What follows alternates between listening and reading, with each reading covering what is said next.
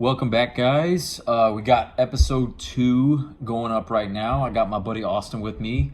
He's going to help me create this content for y'all. And today, what we're talking about is dealing with different advantages, whether that be while you're rolling, whether that be, weight differentials if you're rolling with someone heavier than you, if you're rolling with someone taller than you, if you're rolling with someone lighter, if you're rolling with someone who's, has a strength advantage on you, or if they have a speed advantage on you. So we're going to be diving into some of those differences and advantages, and kind of diving into some of the guards that we tend to prefer whenever we roll against these kind of people. So, and again, just to reiterate the purpose of the podcast, really, Austin and I are 2 blue belts in the New Braunfels area, sorry. And what we're really trying to do with this podcast is we're just trying to give y'all the information and share our experiences with y'all. And if there's anything that we can provide for y'all that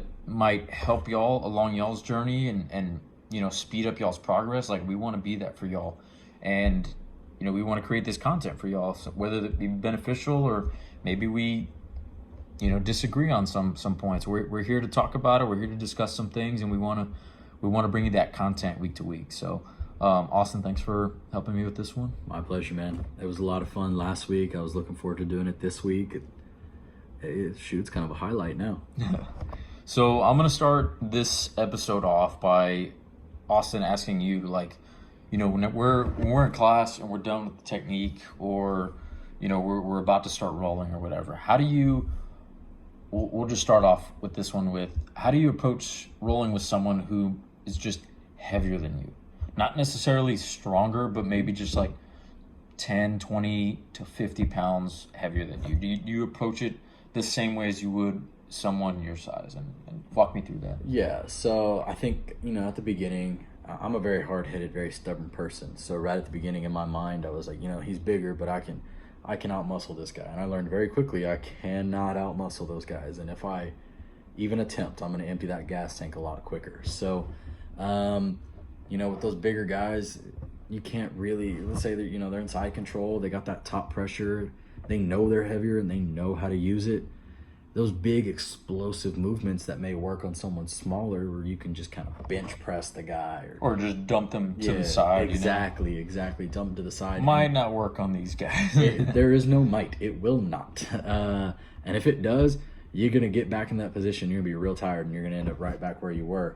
So I've learned quick, small, explosive movements. You quick pop, and you can create a little gap that you can work a limb in, or work an elbow, an arm, something like that. That'll kind of allow you to work into a more neutral position. And from there, then it's a matter of, once you get to that neutral position, what do you feel comfortable doing? But I've learned right off the bat, quick movements, explosive movements. Plus, you're going to conserve your energy a lot more. You're not trying to do a huge lift or a huge pop on a guy. That's draining. That's very, very tiring. And likely you're doing a 5-6 minute roll, and you do that in the first minute and a half, 2 minutes. You empty that gas tank in the first round of the first 2 minutes. Like, you still got another 3-4 minutes. You still got another 3 to 4 rolls. Yeah, exactly. And so with that, also patience.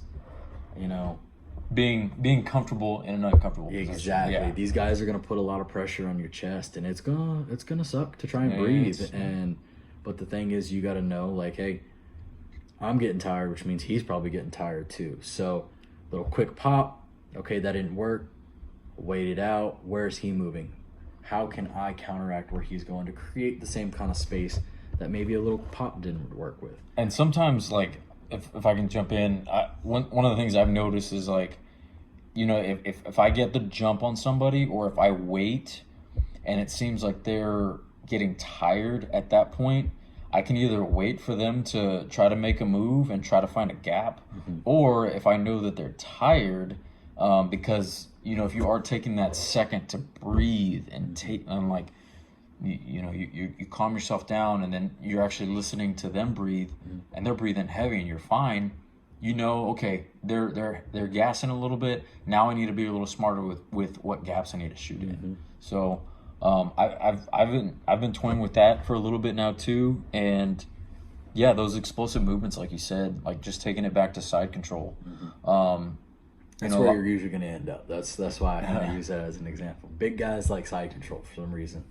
well, and to be honest, like I don't like side control. Like I'd rather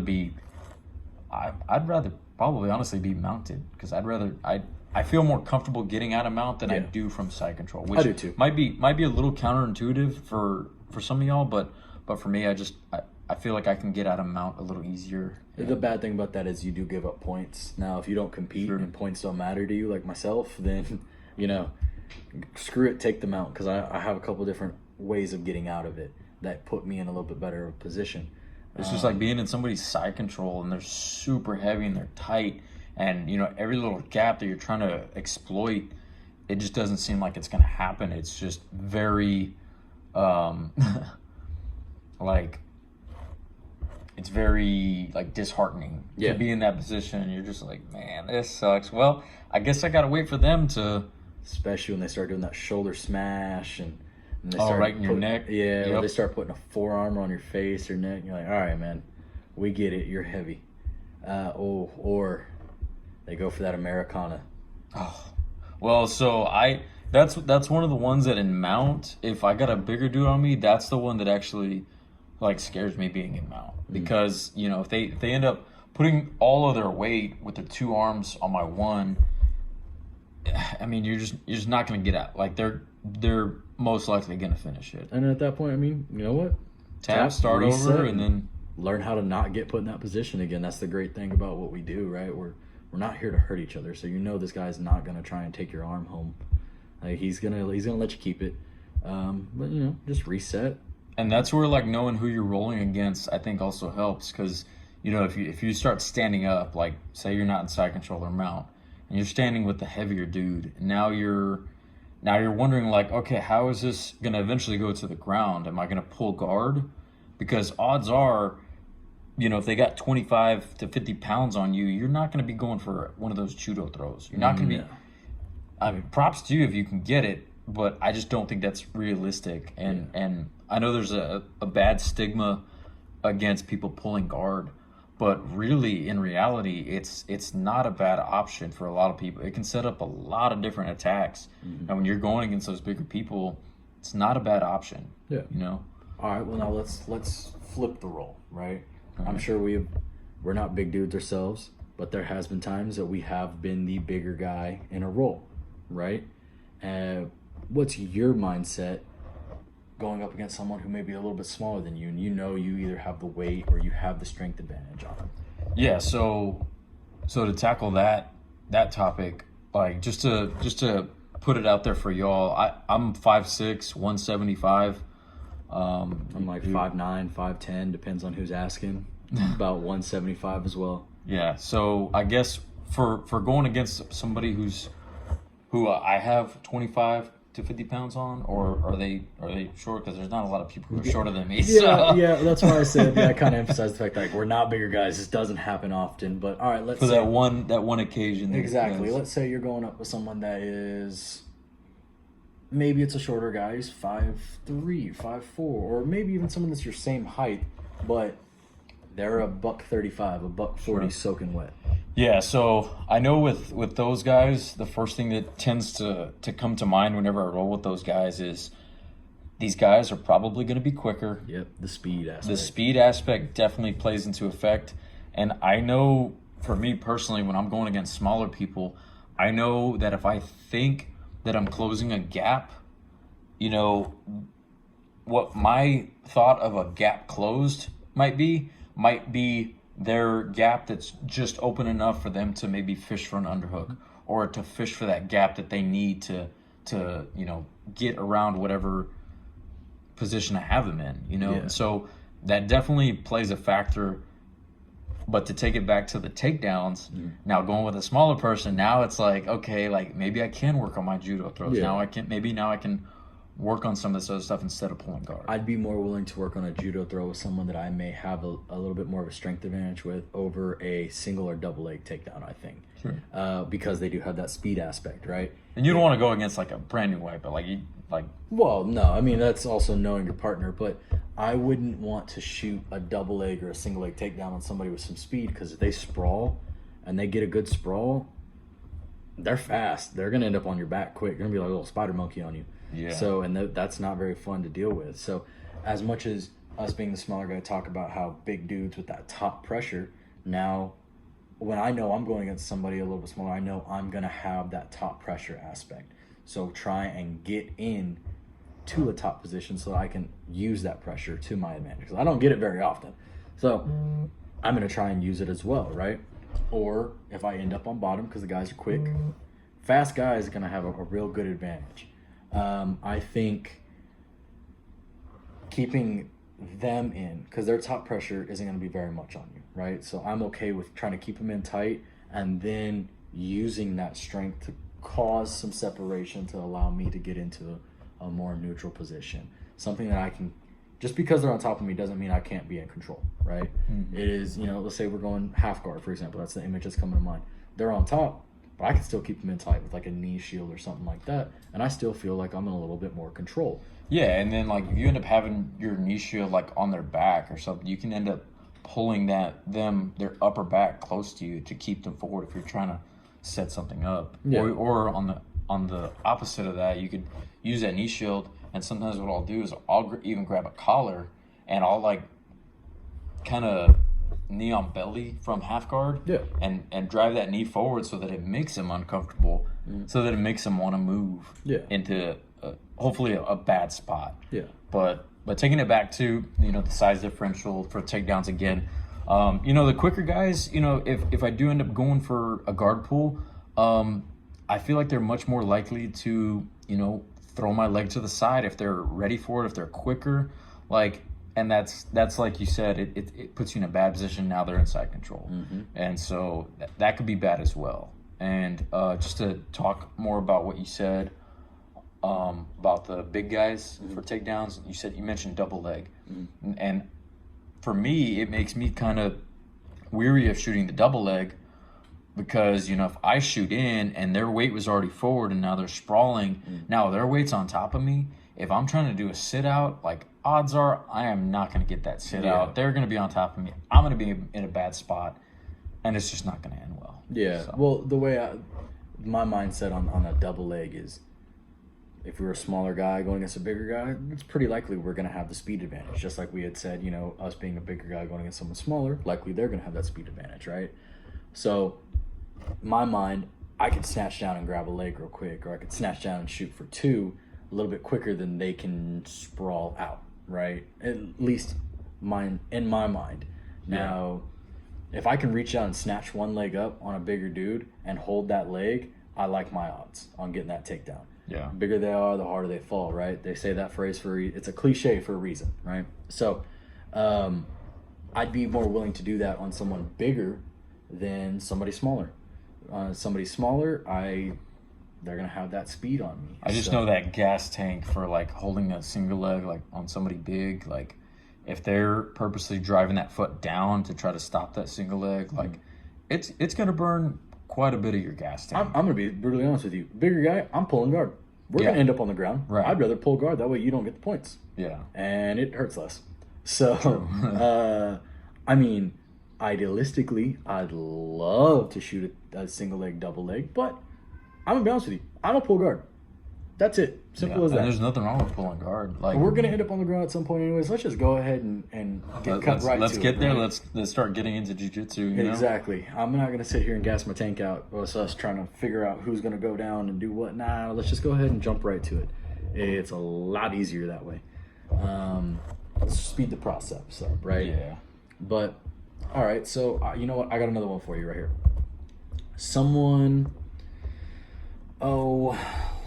Okay, you know what? How about this? Us being, smaller guys, right? Going against someone bigger. What technique do you... So we're talking about things that you know to expect going against someone bigger, right? Like you're going to have to do quick little pops, stuff like that. What is the technique a system, like a guard system or something like that, that you have found works best for you being a smaller guy going against somebody bigger? Okay, yeah. So I know a lot of the times I tend to favor. This might be bad me putting this out there. They're gonna use it on they're gonna be, oh, we got this guy's game figured out now. My bad. But hey, if it'll force me to get better, I'm all about it. Just gonna go ahead and shut down your best go-to. You're gonna have to learn something new. But like I do tend to favor half guard, just because I feel like there's so many different directions to go. You know, if they're heavy, there's certain branches I go down. There's certain pathways I go down. If they're lighter, you know, if I think I can get to their back or not, like, and so I tend to favor half guard. I know for the right heavy person or bigger person, they're going to be able to shut my half guard down and they're going to put me in a bad spot. So yeah. I try to go to butterfly a lot, being shorter, having shorter legs. I feel like I can throw my butterfly hooks in a lot easier from a lot of different positions. So I do end up finding myself in that position as well. Mm-hmm. And the other one that I've really been favoriting a lot lately is the deep half guard. Yeah. Just because I got their weight on me, and you know I kind of consider deep half, you know, a sweeping position, but yeah, it's a good position. You know, if you want to keep bigger guys off of you, you have a lot of options. You got a lot of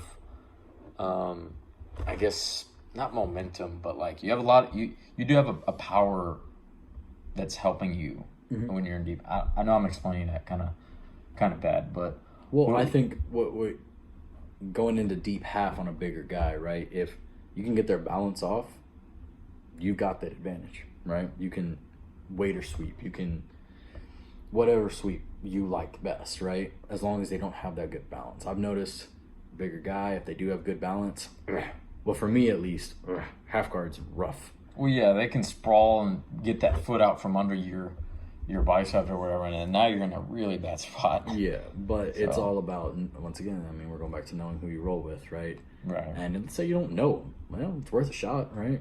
If you do it quick enough, you could throw anybody's balance off. You just gotta be quick. So what kind of guard systems do you tend to favor if you're going against someone who's bigger? Yeah, I'm a fan of bottom half as well. I think it allows, there's so many different ways you can go with it, right? You can go deep half if you're comfortable with that. I'm still trying to raise my comfort level on that a little bit. Knee shield, I kind of like doing that just because I have a little bit longer of a shin, so I feel like it kind of gives me that advantage. Don't have strong legs because I skip leg day, but you know, I should probably work on that. And I do like going to butterfly. It's not the first thing that comes to mind. It's not my natural go-to. So, sure. And I find myself in I find myself in half a lot more often. Just naturally, that's where I go. Put the lockdown in, and it gives me time. All right, what can I do? How are we going to do this? Am I going to try and dogfight out of it? Am I going to try and deep half? And when am I going to try and use my legs to kind of hoist them up above me and try and escape out the back? What are my options? So I feel like smaller guy going against a big dude that has nice pressure, I feel more comfortable in bottom half. Yeah. Especially if I can get a lockdown in. If I get a lockdown in, I have bought myself some time. Yeah, so. I love the lockdown because it ends up taking their pressure if they're trying to push forward, and now their pressure is like up on your stomach or your chest. Like you get that lockdown and you extend your feet. You know, some people might view the lockdown as like a douchey thing to do to your training partner, but it gets a lot of their weight off of you, and it allows you to kind of have I don't want to call it like a stalling position, but it gives you a second to think. It gives you a second to just kind of figure out what you're going to do next. Control the pace. Yeah. Control the pace. In any sport, you want to be the one that controls the pace. For example, baseball. Pitcher's the one that controls the pace. If he wants to come up there and fire fastball after fastball after fastball, the batter is at his mercy, right? Yeah. Same thing here. You got a guy that's sweep, transition. I'm at his mercy at this point. He's playing his game and I'm trying to catch up.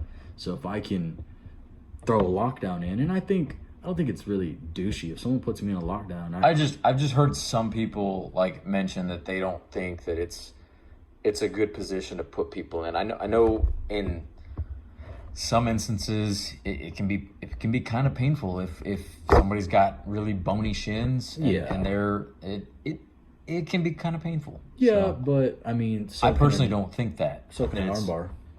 Yeah, I mean, don't get me wrong. I think everyone should learn all the techniques that should be exposed to. Yeah, I mean, I don't like the fact that I think, we should learn everything because you never know. I mean, there are some tournaments that we were looking at tournaments just the other day. You got some tournaments that, hey, a blue belt, you can do whatever you want. We don't care. And then there's some tournaments where it's like, you're a blue belt, but you're going to go ahead. We're only going to let you do white belt submissions, except we'll give you a wrist lock or we'll give you a straight ankle or something like that, right? And that also boils down to like knowing your training partners. Like if you and your training partner, I know you and me agree a lot of the times, like, hey, heel hook, like go for it, like knee bar, go for it, toe hold, like you see it, snatch it. We got to defend this at some point in our career if we end up sticking with it. I got put in a toe hold today, and I told the dude that was beautiful. Do it again.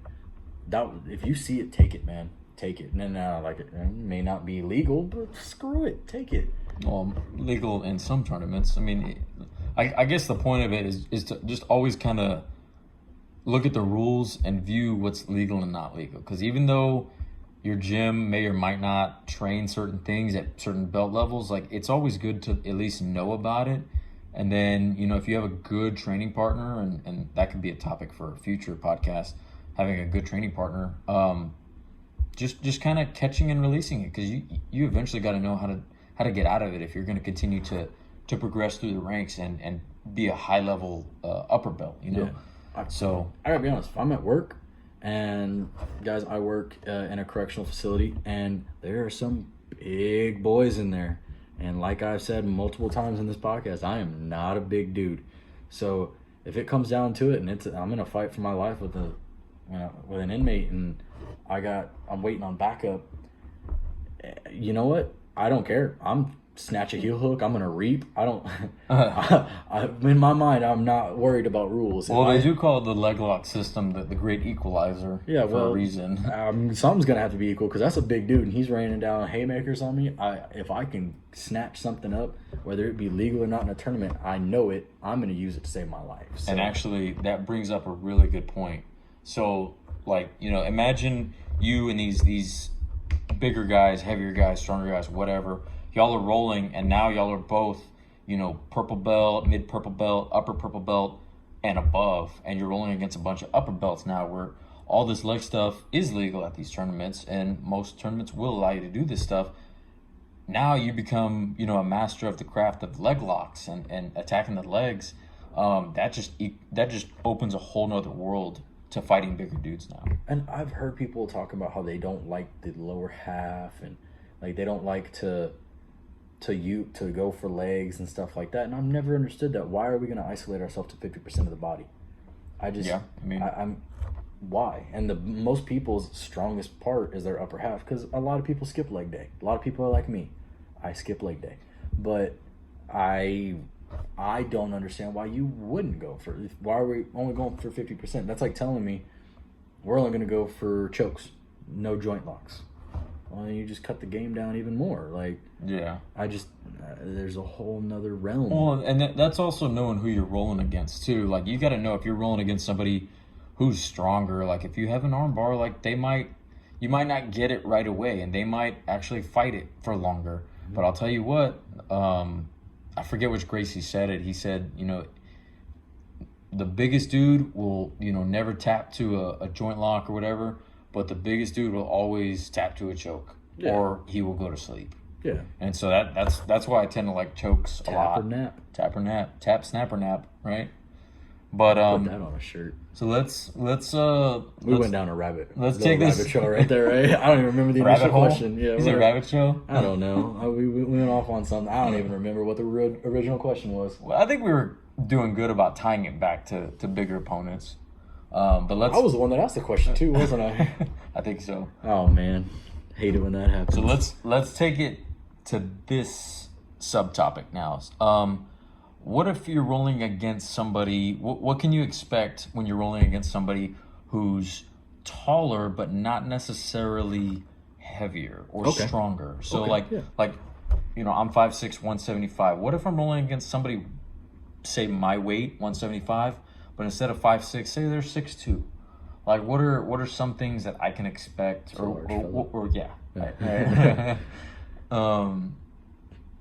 Yeah, what are some things that you would expect if you were to like roll like if I'm rolling against somebody like that, I'm fully anticipating them using those spider limbs, those spider legs that they call legs and arms and limbs and whatever, using those to keep me at bay, 100%. If I'm gonna try and, let's say we're going from standing, I fully anticipate him staying at bay, grabbing a collar if we're gi, or and no gi, doing whatever, I don't know, but keeping me away, right? And if they know a thing or two, I fully anticipate at some point them trying to go spider, or even just a regular, your basic guard. It's kind of tough to break sometimes when they got long limbs. That is a lot of leg to try and pass. Yeah. So, I'm expecting to have to be quick enough to get inside those limbs to try and counteract that. Is going against somebody in this stature somebody that you see yourself relying more on strength for, or relying less on strength? I mean, I guess I kind of know the answer to that. Yeah. But do you think you would tap into that strength aspect more against somebody who's maybe your size and taller? Yeah, probably. Yeah. I mean, I'm a little, so we're the same weight, he's taller, right? Yeah, just for an example. Yeah, I'm more compact. So I'm going to try and exploit that, right? Generally, a taller dude the same weight as me probably isn't going to have that strength aspect. I may have that. So I'm going to use it, right? If I can... Just like they would use their limbs to snatch up a triangle. Exactly. They got those long legs. They lock that thing in. They're going to lock it in. But what I've noticed, if you don't mind me saying, somebody has, say this tall person has a good triangle game. He's really good at triangles. He's probably at some point going to throw a triangle up, and he's 6'2". Well, you got a 6'2" guy's legs around your neck and arm. You might have bigger gaps now in his leg triangle that he has that you can actually get out of. Yeah. And so... But I'm going to use my muscles if I have to. Right. Yeah. But what I'm saying is, like, if you're to compare it against somebody shorter who has, like, a really good triangle game, and they're probably going to get a triangle on you at some point, with them having shorter legs, those legs are going to probably have smaller gaps that if they were both on even playing fields, you're going to have more gaps in the taller person's leg. Yeah, just strictly by the way that they're built, their anatomy. Right, yeah. Right. And so I think a lot of that mental stuff of like thinking about who you're rolling with, I think that comes with the experience of knowing, like, hey, this guy likes this, and knowing that these certain types of people tend to prefer these certain things. Yeah. And just knowing the advantages and disadvantages of those. So I know for sure, though, if I have someone that's taller and lankier, I'm gonna probably have to muscle out of stuff, right? It's just kind of the way it is. You got it. There are certain people that you have to, and certain people you don't. Someone like that, I'm fully anticipating I'm probably gonna have to muscle out of it. I don't really see anything wrong with that. I mean, see, I find myself like I would probably burn muscle like in my gas tank rolling against a taller dude if I'm in a submission for sure. But I feel like I try to, like, if I'm rolling against someone heavier, I would try to maybe muscle myself back to a neutral spot before it gets to that point where now it's a submission. Yeah. So if that kind of makes sense. I get that. You want to muscle to neutral. You'd rather muscle to neutral than muscle out of submission, right? I guess what my tendencies would be for like rolling against a taller dude who's maybe same weight.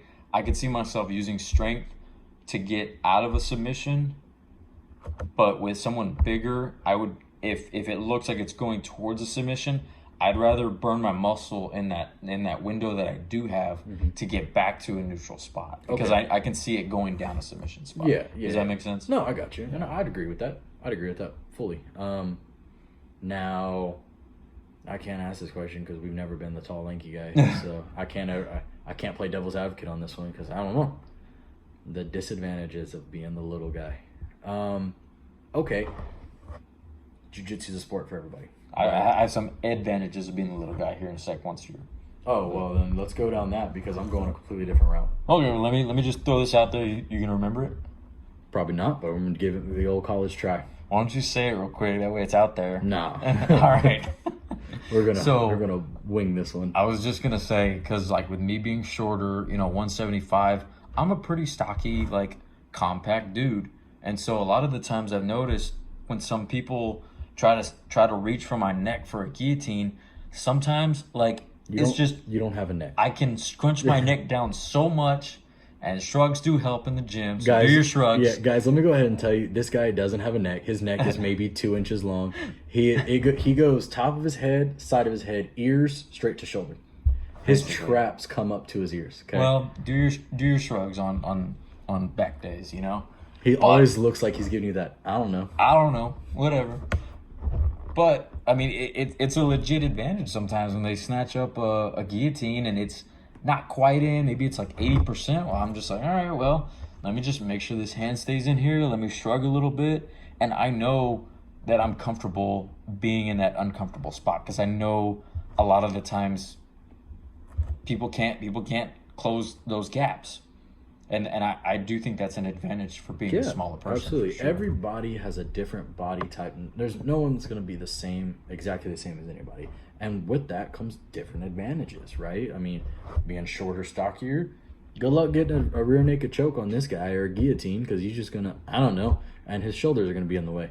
I'm still trying to find mine. But, bigger guys, they got the weight. Long, lanky guys, they got the distance. I mean, every body type's going to have a different advantage. You just got... Oh, we forgot to add lasso for the tall person. Yeah, spider to lasso. Spider, lasso, triangles. Those are typically the things that I think about. So. Yeah, but everyone's going to have... Every body type's going to have a different advantage.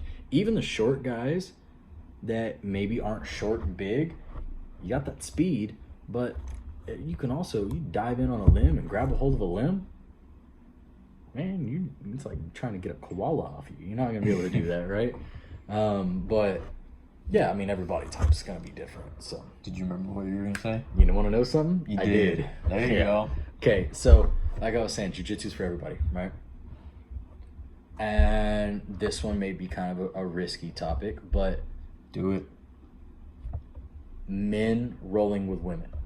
Okay, you're gonna do it. Mm-hmm. If not, don't be that guy. But everyone's gonna roll with a woman at some point, and every woman's gonna roll with a man at some point, right? So we can't really speak on the role from a woman rolling with a man. Right. We lack those parts. But from a guy who has rolled with women, or maybe guys that are just now getting started and they're worried about doing it. Touch a little bit on that, like the do's and don'ts. The don't make it weirds, and you know what I'm talking about. Yeah. So let me just, I guess, start this topic out by saying you are gonna have to roll different, and that's probably a given that y'all already saw coming. But you are gonna have to roll different. Certain grips that you would do on a guy. I can just off the top of my head, if I'm in Austin's guard, and I'm trying to break out of his guard. One of the ways that I like breaking out is I like putting my hands into his armpits and, getting that distance. And if you get the right angle, it makes his arms hard to start fishing for stuff. And it gives me some time and it starts allowing my legs to start shimmying to what I need to do to get out of his guard. Now, if I was rolling against a female, maybe I probably wouldn't take that guard because it's very close, to the chest. Yeah. And you obviously want to be respectful with, whoever you're rolling against, whether it be a man or a woman. Mm-hmm. You always want to be respectful because sometimes you're rolling against a dude who might be a teenager, and these things come up too. And there's teenagers that come into the adult class. Yeah, absolutely. You want to be respectful. You want to kind of get a feel for how they roll. You want to get a feel for skill level. And if you do observe a differential in skill, and you know that you could just completely destroy him, I mean, I would highly advise against that, because you're going to make it very disheartening for that person. It's going to make it hard for them to want to come back. Like, you want to be able to you want to be able to make an environment where both of y'all are able to learn from the role. 100%. Walking away. We're both getting work in. Well, and I only say that because, there's been some people that I've almost potentially rolled with, where I guess in their mind they see size, strength, differential height, whatever, and they're like, well, no, I don't want to drag your role down.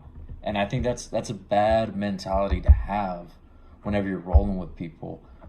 If you have a good training partner, and it's a good school, and you have a good core leadership of people who know how to roll with new people, and people who maybe aren't as highly skilled, you're going to be able to roll in a way where you're able to work on stuff, and you can let them work on stuff. And I've always had the idea of, you can always learn something from everybody. No, 100%. Even though the brand new white belt that walked in, they might move a little differently on this one technique than a tenured black belt does. And so I always think you can be learning from anybody. The great thing about jiu-jitsu is it's a creative sport, and you never will find every possible entry into anything, right? There's always something new to learn. But so I think, and for ladies listening to this, I'm going to go ahead and straight up tell y'all learn jiu-jitsu so fast and are so good. Like, this sport was made for y'all. I don't understand. Y'all learn so fast, the flexibility. So we're not saying anything bad, and I don't want it to be misconstrued that way. But there is, like, as a guy, you don't want to make it uncomfortable for a female, right? I use my head a lot to try and create space and stuff like that. But if I'm rolling with a woman and I'm not taking it easy, that is far from the truth, because I'm probably getting killed, let's be honest. I'm probably getting smashed. But I'm not going to put my head in certain positions, because you don't want to make it uncomfortable for anybody, right? And a lot of people, and it's probably just me being, the immaturity in me, because most people are probably like, what are you talking about, dude? No, I think that's respectful of what you're saying, because I think that's good for people listening to hear that I think a big majority of people don't try not to make it an uncomfortable position. Yeah, and even if it's with another, a male on male, I'm not going to sit on a person's head. That's uncomfortable for anybody. It's uncomfortable for me. I don't want anybody there. Like, it's just, we're there to make each other better, right? We're there to learn from each other. And like you were saying earlier, you don't want to make someone, dishearten somebody from the sport, because this is a beautiful sport. It is one of the most beautiful arts out there. And you don't want to make it uncomfortable for somebody, make somebody uncomfortable, discourage somebody in any way.